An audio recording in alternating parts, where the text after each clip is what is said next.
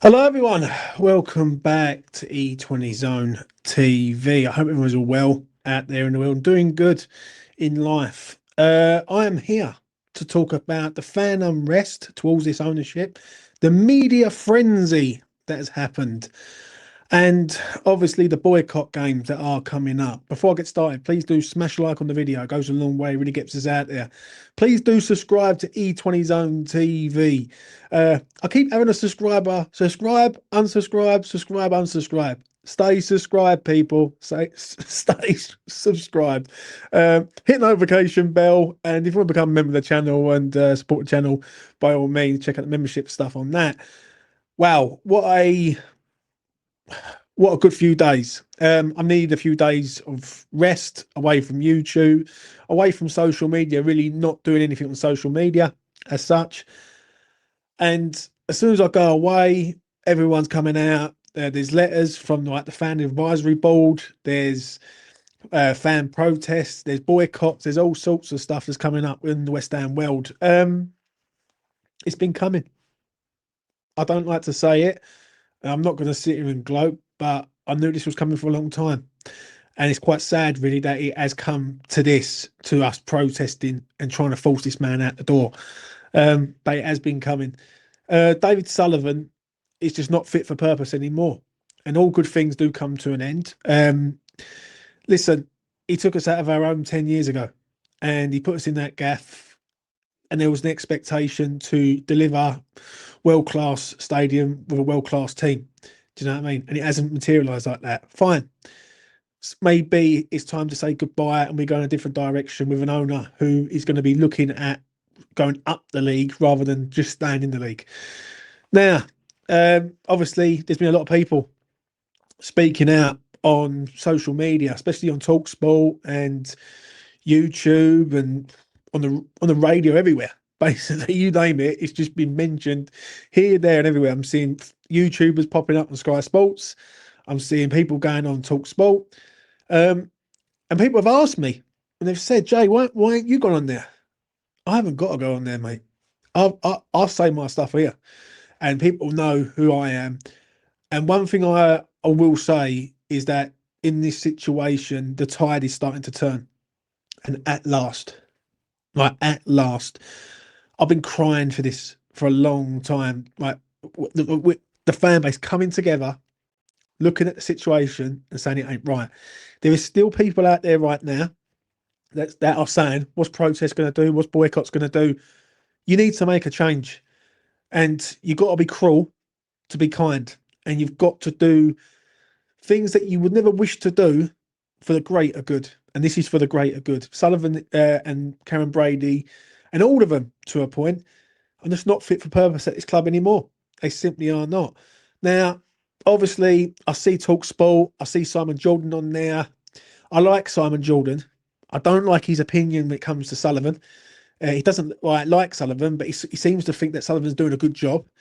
He isn't. Do you know what I mean? We're in a ground that we don't own. We're in a training facility that we are basically run up loads of debt on, and it's a shithole.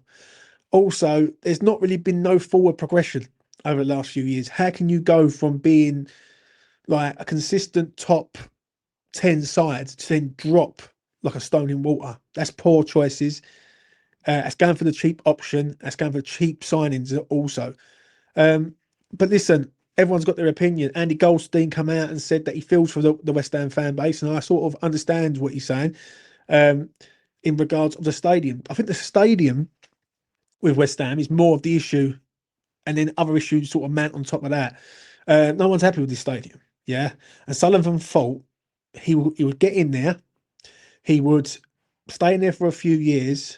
Once that LLDC folded, then he would be able to buy the stadium or take the stadium, and then that would be it. It hasn't materialised like that. Do you know what I'm saying? Like, they're not going to just hand over a stadium, right? Even if there's skin. And the thing is, he can't sell West Ham without it.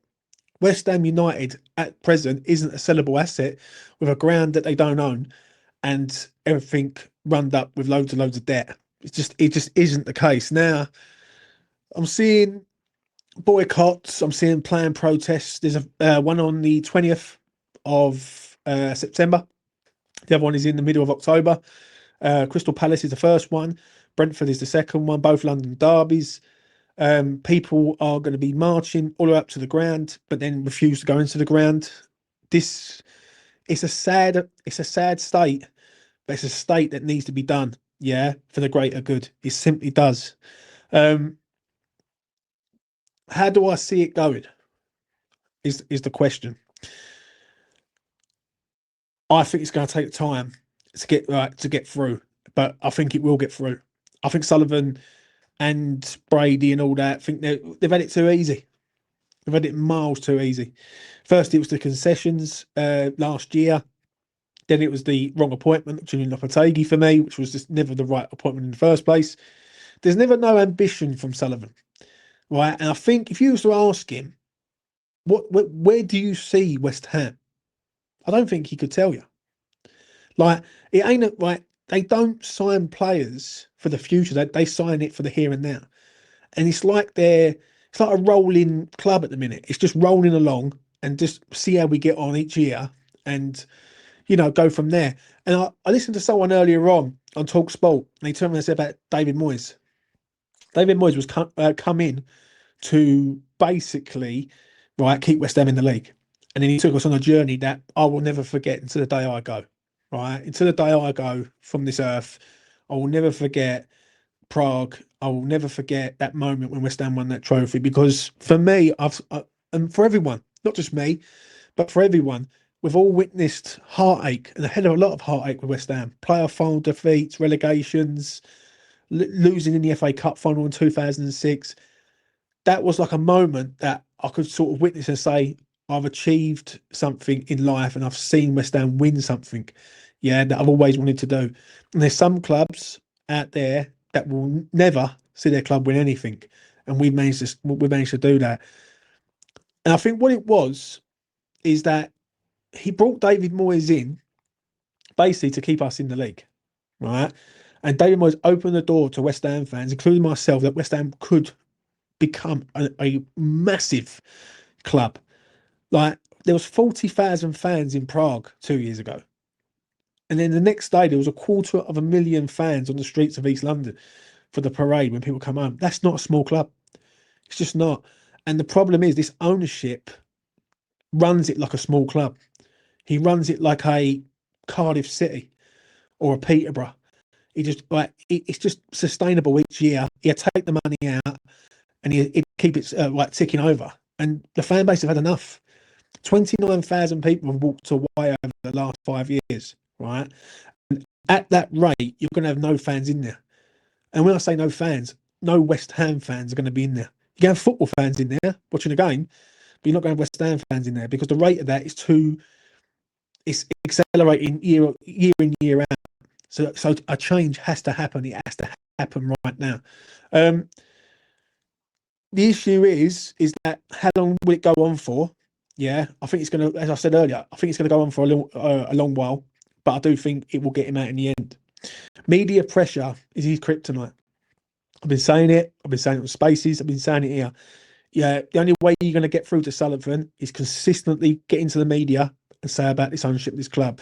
And the media are starting to wake up and realise that there is a bit of a problem at West Ham in regards to the owner. And I've got one thing to say in regards to these people that keep defending it and saying, well, what's it going to do? If you think that this is going to get better, right, then you're mad. Because it ain't going to get better, it's going to get worse.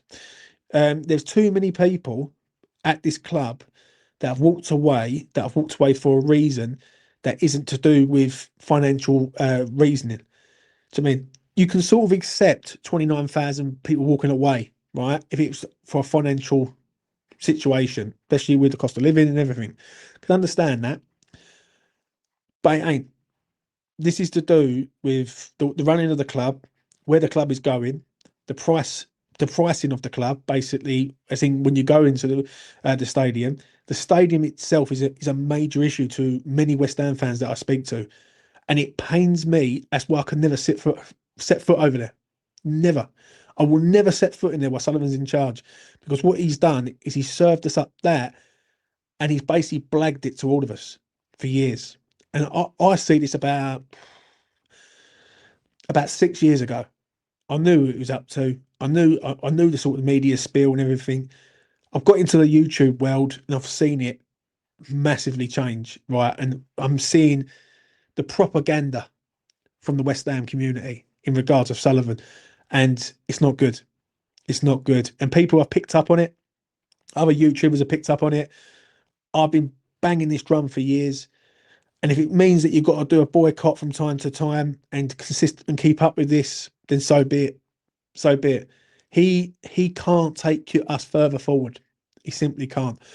And I do not want to see this club dying. I don't recognise this club anymore. The identity of this club has gone, right? From what we was at Upton Park to what we are now is night and day. We are now West Ham London. We're in the middle of Stratford that no one really likes, in a rented ground that we never really asked for. This is a problem. And the only way you're going to do it is by getting him out, getting an owner in, and speaking to an owner that has the same mindset and vision as many West Ham fans. We don't ask to win trophies each year. Yeah, we don't. We asked for a progressive side. Yeah, I think West Ham are a top 10 side, so I'm going to speak for myself. I think a top 10 side is where West Ham should be. So if we finish 10th of the year, right, and we're looking good, I can accept that. Good cut runs, good signings, a well-balanced harmony club. At present, we haven't got that. We've got an owner who has run up a lot of debt. He's taking out sort of loans against sort of assets. It's not good. It's only going to get worse if we allow it to continue. So listen, Hammers United, the fans advisory board who have sort of done their bit, right? Everyone's getting stuck into this. The day is coming.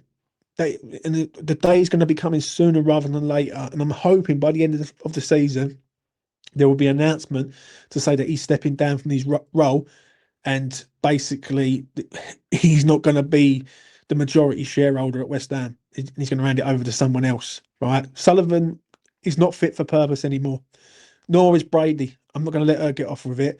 She goes into the media. She winds up the fan base. She's a PR plum, in my opinion, and she needs to be thrown out the door and all. These people have come into a club, ripped the art out of it, ripped the identity away from it, and we as fans have got to do something about that. And do you know what? Shout out to Hammers United. Shout out to Irons Work Alliance. Shout out to like the fans advisory board. Everyone is getting stuck into this now, and there will be a day when there will be an announcement, and he will be gone. Yeah, that day can't come quick enough for me. It simply can't. So well done, everyone. Simple as that. Well done, everyone. I have no more words. Smash a like on the video. Subscribe to E20 Zone TV. Hit notification bell. I have no more words, really. Like, other than, like, we need to get him out the door sooner rather than later. And people keep saying, well, it's easy said than done.